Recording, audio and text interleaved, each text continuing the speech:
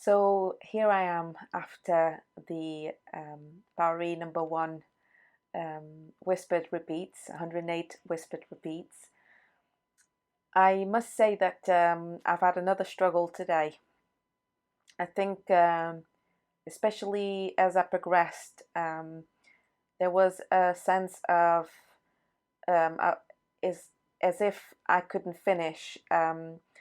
And because I was determined to go through my mala beads without feeling the end of the necklace, so I didn't know exactly what I was. There was this sense of this is never ending.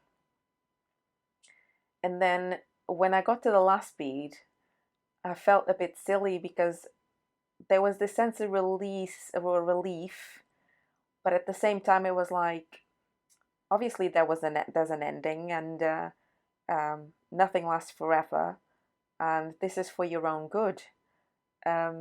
So it was weird. At the end, it was like the Japji was saying, or Bowery number one was saying, um, just one mala bead at a time.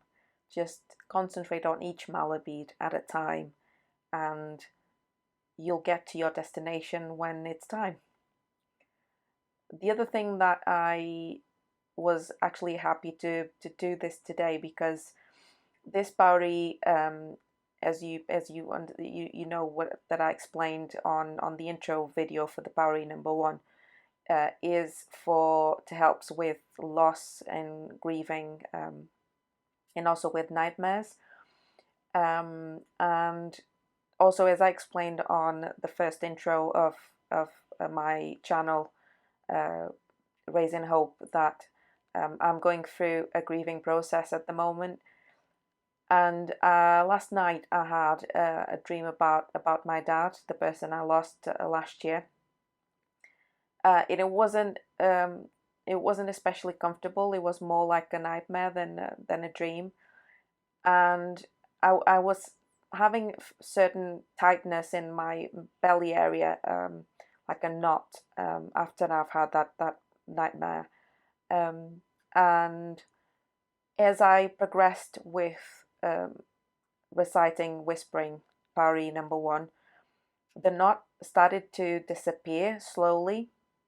Um, I'm unsure whether it was repeating these words or the fact that I have to regularly fill my lungs and then release as I'm going through the words. But I was at one point I was concentrating quite a bit with the air going in to my belly area, and it felt quite constricted. And then as I carried on, it started releasing. Then it went up into my heart area, and it felt constricted there. And then as I carried on, it released. I feel a lot lighter now. I feel like I released that nightmare. I don't know if you've had experienced this before, where you've had such a vivid nightmare that it stays with you for a day or two, where you think of it again.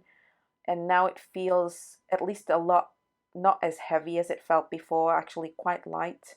So I'm really happy that I did this today because it's helped me a lot.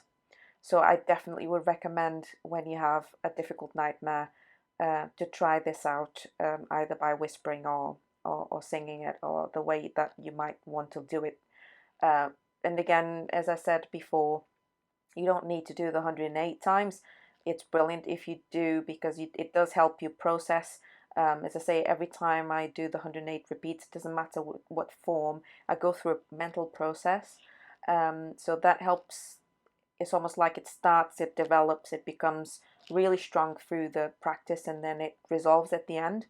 But any repetition would be useful. It feels like even when I've not had an opportunity to do the 108 times, it's helped me. So definitely recommend it. So that's it for me today. So please do subscribe to my channel, Raising Hope. I'm Vera, and I'll see you soon.